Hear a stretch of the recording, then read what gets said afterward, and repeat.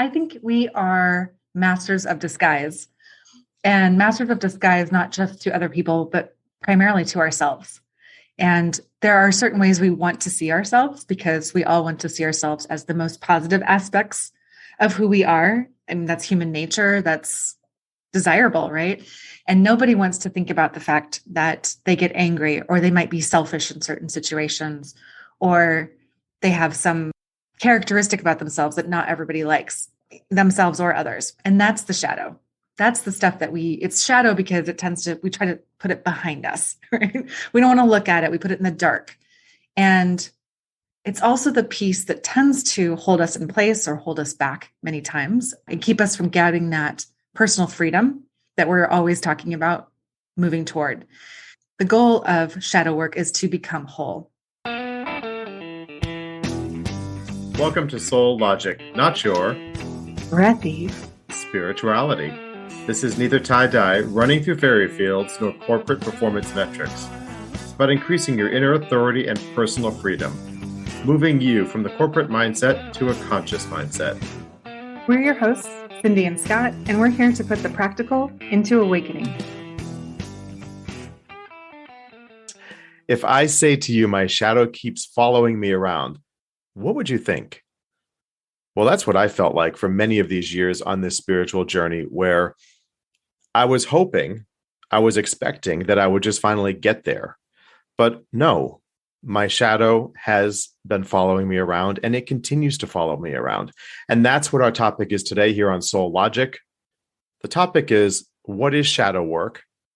And we're going to talk about that shadow following us around, what it feels like when we are exploring more of ourselves, and why it's necessary when we're on our spiritual journey of awakening. Cindy, what's your thoughts on the shadow following you around? Yeah, I think we are masters of disguise, and masters of disguise, not just to other people, but primarily to ourselves. And there are certain ways we want to see ourselves because we all want to see ourselves as the most positive aspects of who we are. I mean, that's human nature. That's desirable, right? And nobody wants to think about the fact that they get angry or they might be selfish in certain situations, or they have some characteristic about themselves that not everybody likes, themselves or others. And that's the shadow. That's the stuff that it's shadow because we try to put it behind us, right? We don't want to look at it. We put it in the dark. And it's also the piece that tends to hold us in place or hold us back many times and keep us from getting that personal freedom that we're always talking about moving toward. The goal of shadow work is to become whole. And I'll just tell you a quick story. And I know we have exercises you want to talk about, but there is a Buddha in Thailand. And many years ago, the monks put clay around. There was an invasion coming, and it was a beautiful golden Buddha. And to protect it from the invaders, they covered it in mud and clay mask. And so it looked, when the invaders came, it was this like dull, brown, ugly Buddha. And they thought, oh, that's just some, small clay statue the village people have created, right? And they were not interested. So they moved on. Well, many years later, the shell cracked and they started chipping away at it. And then they uncovered this beautiful golden Buddha again, and they were amazed. And I think if you look at shadow work, it's kind of the cracking the shell or the peeling off that layer of stuff that we have acquired through our childhood experiences, through our just life experiences, the thoughts that we have in our minds. This is how I'm supposed to be, and I shouldn't be this way. I should be this way. That's the beginning of shadow, when you're starting to should yourself instead of acting in accordance with who you are. Well said. I was, that word should was coming up for me, and then you used it a couple times just now. And I love that story because I clearly see the image of it, and it reminds me of the exercise that we have in our course, Roadmap to Awakening, where we have a real powerful exercise that I learned quite a few years ago and have adapted for our course, where it allows us to, through a very relaxed, impactful meditative process, connect with all of that clay, all of that mask that we have built on top of ourselves because of, as you said, past programming, what happened in our childhood, things that we want to forget. We need to be this way. I should do this. People will like me if I do this. And so much of that is ego driven, right? I mean, it's all about us wanting to be accepted and liked. I mean, that is the core of the ego, to keep us safe, but to keep us in a place where we feel like things are good and people do like me and I am being recognized for something. So it's all of that. But what's so interesting is that when we remove the mask and we do start to expose our shadow, it gives us a tremendous opportunity to heal and to have compassion and make peace with those aspects of ourselves. And what we find underneath, just like the example with the Buddha, is so much more beautiful. It's so true. And most of my daily work is around helping people shed this skin, this clay shell. And if you look at it from a work context, it often comes in the form of, well, for example, I was working with one woman who she would go to a meeting. She would have an idea in her head or like a thought about what was being presented in the meeting. And she would think it and be like, ooh, maybe I should say that. And then she wouldn't. And moments later, somebody else would say the same thing she was thinking. And she was like, why didn't I just say it? Because people were like, oh, what a great idea. But she was too shy, too cautious, too afraid to be vulnerable to share the information. And underneath that is some shadow for her, right? The stuff that she needs to work on. And we did do that work and started to uncover what was underneath that shell for her of, I don't want to look stupid. I don't want to look arrogant. I don't want to ever present a bad idea, like all this stuff that was coming up for her. And then helping her work through that to sort of take baby steps to work up her confidence and strengthen her muscles around being vulnerable. But those were just signs for her. She was so frustrated because she wasn't living up to the potential she knew she had within her. And that is a sign that you have work to do. And instead of thinking, work is such a heavy word, and this work can be challenging, but the goal is so light and so expansive, or the result, I guess I should say, is so light and so expansive. It's so worth it. I wish there was a different work than shadow work, because it is so rewarding when you can actually get through it. And I think, it does take some discomfort, but discomfort is not always bad. Think about any Olympic athlete. They go through a lot of discomfort in their training to get the gold medal or the silver or the bronze or just to compete.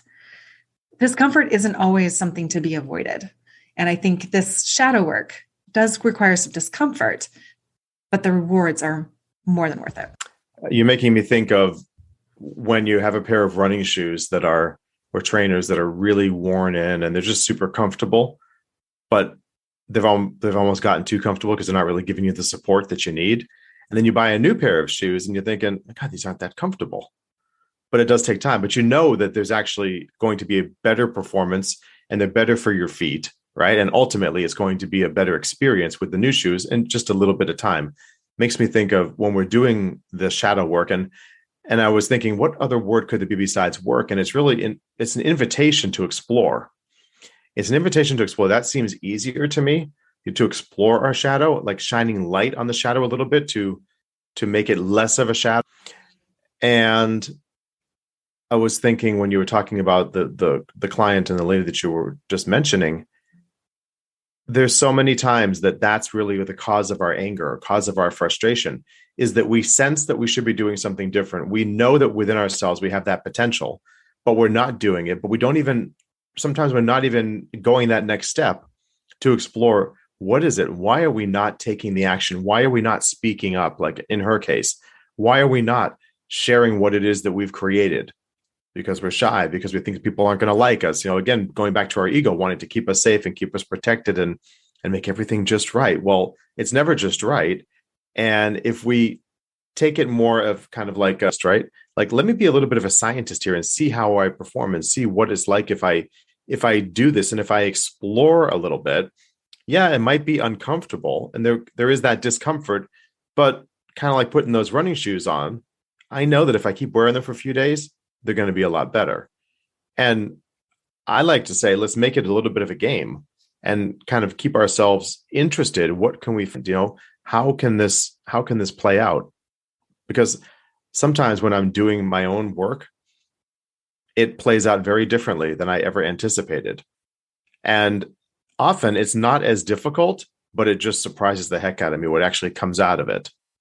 So it's uncomfortable because it's different, because it's change.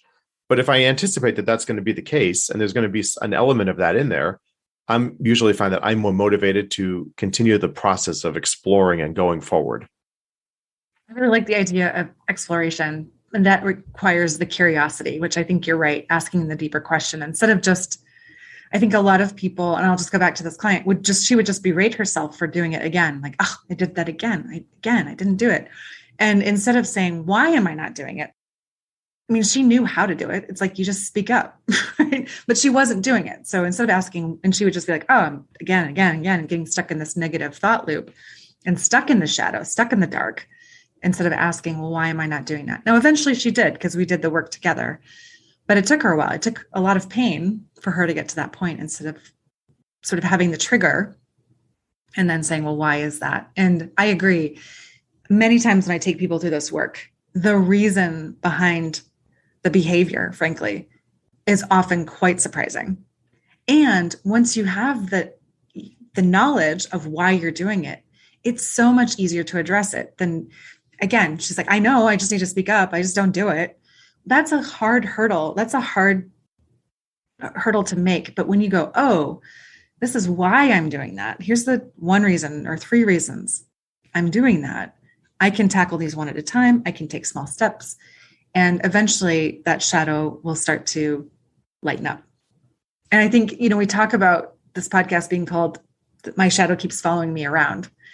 I think one thing with shadow exploration is it's an exploration, and it takes a couple of spins through it. So as you enter this work or doing this process, have patience with yourself to know that, it's a shadow for a reason. You've been hiding it for a reason, and to uncover it and to let it out into the light, to air it out and let it expand in a positive way. It takes some time, and it takes some, maybe a various number of steps to do that. It does. And I've seen the same thing in my life, that I've had to go around the ring, so to speak, multiple times, but each time it becomes a little bit quicker and it's a little less dramatic. And also I start to become much more motivated to continue to do the exploration, to do that work, even though it's uncomfortable. And here's another thing. What I found is that once we sit in that place of doubting ourselves and knowing that we should be doing something and not taking the action and not speaking up, it's when we get to that place of real discomfort, of real frustration, that we can then become motivated to start the exploration, because we're not designed to be hidden. We're not designed to be covered by a mask. And every one of us is so incredibly unique that the more we start to do the exploration, the brighter our light becomes, the more the shadow starts to become illuminated, the more incentive we start to have to continue to do the work, to do the exploration, right? Yeah. There's a concept. I don't know that there's a gentleman named Richard Rohr, who's an author, and I think he's a Franciscan priest. And he talks about the immortal diamond. And I don't know if he coined the term or if he's just bringing it from something else. I'm not super real, but I like the concept of this immortal diamond. And he talks about within each of us, in our soul, in our heart, and our inner being, we are this perfect immortal diamond. And I just love that image. And if you think about the shadow is all the social norms. You go to college, you get a job, or whatever those things are. And if you didn't do that and you're beating yourself up for it, that's a shadow. If you did do it and you're not accelerating at the rate in your career that you should have, and you're beating yourself up for that, that's a shadow. And that's just kind of piling on, and it's covering up this immortal diamond, just like that clay on the golden Buddha. And the more we pile on, the less our light shines. And what we're really trying to get to here is to let that, I think what you're saying made me think of it, is to uncover, like peel all that stuff off and let the light shine. That the light is expansive, the dark is restrictive. So shadows are just a marker. They're something that says, hey, you're not living to your full potential, to your clean, beautiful, pure, immortal diamond. and to go explore that and find out why.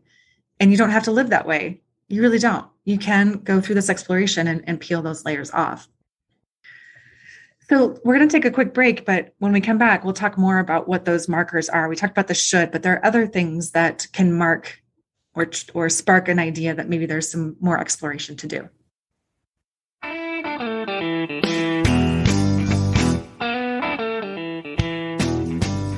You're listening to Soul Logic, shifting you from a corporate mindset into a conscious mindset.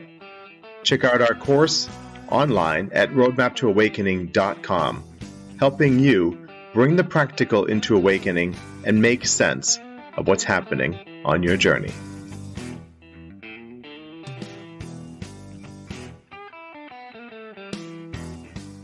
What are the markers that would be the invitation for us to explore our shadow?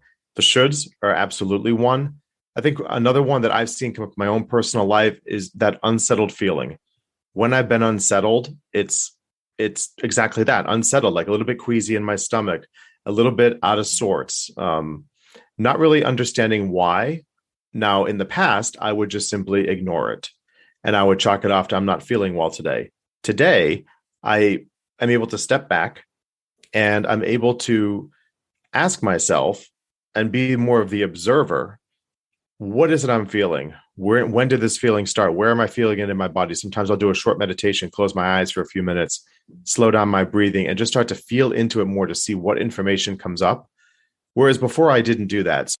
Some of these markers are an unsettled feeling, the shoulds, the real sense of not so much I'm not good enough, but the limiting beliefs that keep impacting our life and stop us from taking action, from speaking up, from being seen.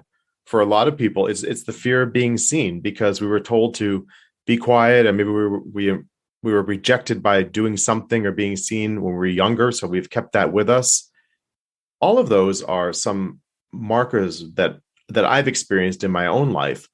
And then what I've understood is that when I have been open to the exploration, while there's discomfort involved, each time that I did it, I felt stronger, I felt clearer, and I was absolutely more inspired to continue the process. Yeah, I think you're building your confidence, right? And building confidence, totally. Absolutely. And I think part of that is just peeling one more layer off of your diamond, that immortal diamond within you. I so love that you started with how it feels in your body. Heart palpitations, anxiety, depression is actually also some markers for there's some work to be done. I think also doubt is another thing that came up for me. That self-worth, when we start to doubt ourselves, that's a marker. The other piece too, I think, is when you start to, like, if somebody's making you mad or you're having a judgment, like, oh, that person thinks they're all that, or, oh, that person talks too much, or, oh, that person doesn't talk enough. There is an exercise that you also talk about in our course, Roadmap to Awakening, which is the mirror exercise. So what that looks like, and you can explain more, but is if I'm saying, oh, that person is so annoying because they talk so much, then where do I feel like, or where am I talking too much? Which is interesting for me, because even though we're doing a podcast, I'm not a big talker. So if I have that judgment, that is really a big clue for me to go, where am I talking too much? And I have to go dig. I have to go figure that out. There could be many other reasons, but oftentimes if you're pointing a finger at somebody, judging, rolling your eyes, having any annoyance or trigger from a person, or they're making you angry, that is probably a sign that you're doing something along those lines. It may not be in a work scenario if that's where you're getting triggered. It might be in your personal life or just in your own inner dialogue, but you're probably doing it somewhere. Yeah, very good point. The exercise is a powerful one. So you definitely want to check out the course, Roadmap to Awakening, because the exercise is a powerful one. And I've noticed that too, because what it does is it flips the situation back onto ourselves, and we're forced to pause for just a moment and evaluate. So I'm feeling that, or I'm judging that, or criticizing that. And maybe we should talk for a moment just about the difference between judgment and opinion, because sometimes they can be misunderstood. So my perception of judgment is that it's really coming from the mind. So it's much more of an intellectual action where I see something and I don't like that, or that's wrong, or that person didn't do it correctly. But it's really a very solid black or white or either or, right? There's no possibility in there at all. And it closes you down. It's very constricting. Whereas opinion, what I'm perceiving from it is that it opens us up more. So my preference would be that, but they've offered this. Okay, I'll try it. I'm open to it. So it allows us to be, with opinion, we have a preference, but it's not so fixed. Does that make any sense? It's not so, it has to be this way. Yes, you have preferences. So yes, we have opinions, but I would say the judgment has really subsided a lot in my life. Whereas in the beginning, no, that's not right. No, I won't do this. No, I won't do that. And it can become very difficult, and we can treat ourselves with a lot of harshness when we're coming from that judging mind. And the other thing about judging and criticizing, it does say more about the person doing it than the actual event or other person. So, for example, I was talking to a friend of mine, and he was being very critical about many things. And it didn't matter what it was. This was on a particular outing.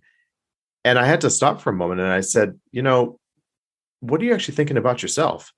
Because you're coming from a place right now that every single thing that has happened here is not to your standards. And it's not like, well, I wish it was like this. I prefer this. No, it was a very firm, I don't like this. And I feel like that says so much more about the person that's judging. It's true. And what's coming to me in that is judgment is criticism and opinion is like discernment. Now, your friend may not have liked the experience, and that's okay. But it's like to not like it, but to be like, this should be this way, or they're ruining my day because this experience is this way. That's a judgment. That's criticism, right? Versus, I would do this differently. This is not I don't prefer to do this. Like I'm doing it once, but this is not my thing. That's sort of discernment. That's what's sort of coming to me in the difference between judgment and opinion. That's a great way to frame it. I think we're not saying don't have an opinion. We're just trying to distinguish, if you're having an experience that you don't really like, and it's just not to your preference, that's fine. That's not shadow. But if you're saying, this is the dumbest experience I've ever had, I can't believe they would do it this way. Now you're criticizing, right? Now you're in judgment. Now you're looking at yourself saying, what else have you done that you think is not up to snuff in a way right. that you're judging. Right. And then having the guts to be able to explore that is where there can be that discomfort that we talked about in the beginning. Right. And let's say that experience was like a detail was massively missed. So like, where do you miss a detail? Or maybe the place you went was filthy, right? So maybe where are you not cleaned up in your life somewhere? Maybe not physically, but just, where are you not tidy? Those kinds of things. They don't have to be one for one. It can be somewhat oblique, which makes it super interesting. It can be, absolutely. And sometimes I remember there was a situation where I was feeling very frustrated in a business relationship. I felt like the communication wasn't up to my standards. And after a long time of working in corporate, one good thing about an environment like that is you learn a lot about structure and protocol, and you start to become very proficient in certain ways of communicating and working. And this wasn't the case at all. It was a business partnership. And I remember being very judgmental, very critical about the communication. When I did the exercise and I flipped it around, what I found was that I probably wasn't communicating with myself. And you might say, well, that sounds like an odd thing. Well, what I realized from it is that I wasn't listening to myself. I had some of the answers already. I knew some actions I had to take regarding that business. And I was delaying taking the action because it was going to be uncomfortable, because there was going to be a difficult conversation to be had, because it was something I didn't really want to do, but I knew that I had to do it because of many other things. And when I realized that, I had to really pause, and I had to do some journaling on it and even some meditation on it to just kind of absorb what I had just learned. And I think that's something else about this process. It can be incredibly insightful, incredibly powerful. And if we give ourselves that permission, a really big word, if we give ourselves that permission to explore, to have some compassion, it will make the process less uncomfortable, and it will increase the impact of what we receive from it. Definitely. I think also too that what's coming up for me when you talk about that is two things. One, shadow work is a teaspoon at a time. Right. I love that. I've never heard that before. That's great. Because it takes some time to contemplate. I think there's a system, a book, a practice, I guess it's called the Gene Keys. And it will literally, it will give you a profile, and then it will tell you what your shadow is, and then what your gift is, and what your like sort of exalted state is for different aspects of your profile, basically.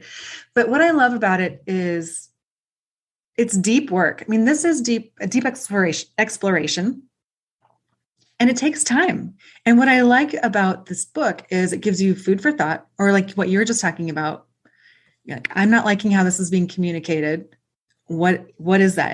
And I'm sure it took a little bit to get to like, okay, this is my own communication to myself. Okay, I'm not listening. Okay, what does that mean? And then like playing that whole thing out that you just did in a few seconds, I'm sure took a lot of time. And to just allow yourself, yes, put some active thinking to it, but then also just let it percolate a little bit and do some, in my mind, I think of contemplation kind of happening in the back of your mind. It's active, but it's somewhere in between active thinking and meditation. And I think that's where some of the real aha moments can come from. It's sort of in that in-between space. But it takes time. It takes time. And so I think just having compassion for yourself as you do this exploration is really important. Yeah, great point. And it does take a tremendous amount of time. And I'm going to be fully open here that I'm a little bit stubborn and I didn't really want the answer. Yeah. So I avoided some of these practices because I ultimately knew, like everything else that I've come to learn in my life about me, that it was going to come back to me. Remember in our relationship podcast, I mentioned that the quality of my relationships improves when I work on myself, right? The better relationship I have with myself, the better my external relationships are. So I knew that this was going to be, in that particular example about communication, that my frustrations with communication and the expectations I had around communication, which are really powerful, because when we have an expectation, it's almost an opportunity to be disappointed. So all of these shoulds and all of these, it must be this way, judgments. I had a lot of judgments, a lot of criticism. I had all of this. And I'm not saying a lot of it wasn't warranted, because in a business relationship, you do have to have certain expectations. I think I went a little bit too far. And I delayed doing that work that we're talking about, doing that exploration. I delayed it because I didn't want the answer.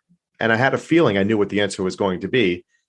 And I remember I did it several times, the exercise, and I did exactly what you're talking about. I contemplated a bit, I meditated a bit, I journaled a bit on it, and I was hoping to get a different answer, and I didn't. And I wasn't happy.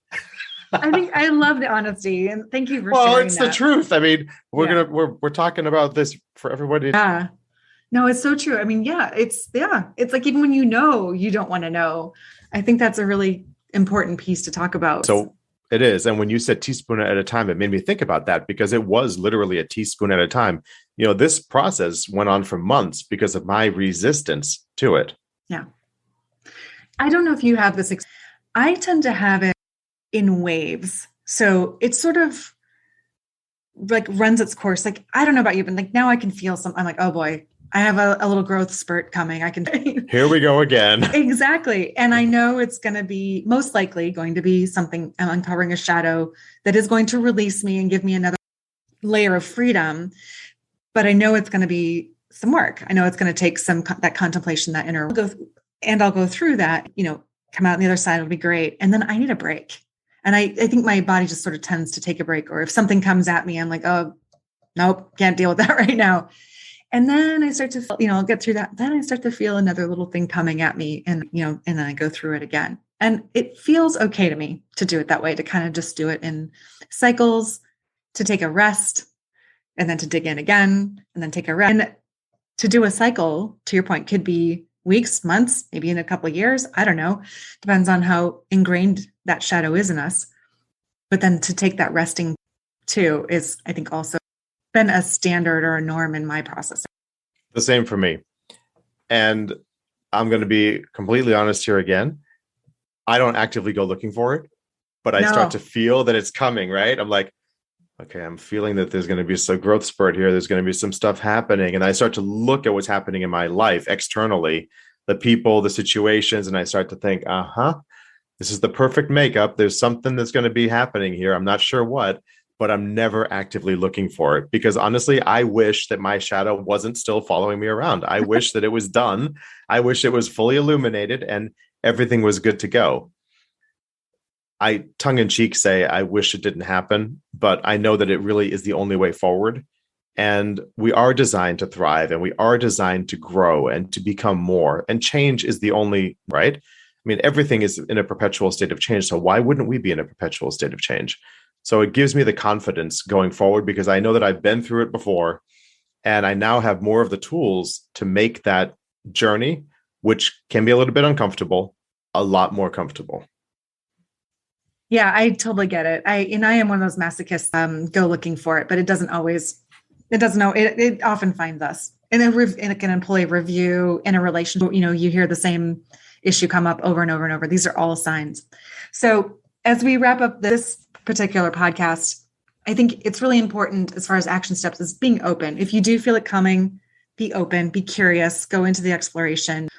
And also that, the Immortal Diamond is in there, but peeling off those layers, it's a lifetime of work. You're not going to, unless you're Buddha sitting on top of a mountain. So be patient with yourself. That's really important. And great point about, being Buddha or being up there on top of the mountain in this state of eternal peace and bliss. That's great. And I relish those moments when I'm in environments like that, but that's also not the reality. And you just made me think about a coaching conversation I had with a client today where she was talking about exactly that, how there's a little bit of frustration and judgment around her inability to accomplish certain things that she was able to accomplish when she was in a place that was much more relaxed and peaceful on a multi-week vacation. So let's release the judgments. Let's understand that we have a choice and we always have a choice, and take responsibility for not only committing to this exploration, but committing to the process of our own personal and professional growth. Absolutely. And my last comment would just be, you also don't have to do it alone. This work is hard. It's deep. Sometimes having an objective person to help you is really important. We do have Roadmap to Awakening, which does cover going into this exploration space. You can work with a coach. You can work with a spiritual director. You can work with a friend who's doing the work as well. But it's really important to have somebody to bounce this off of, I think, and to also help you see yourself from a different, in a new light, literally in a new light. And this work is so worth it. And we hope that you've been inspired to get curious and go explore.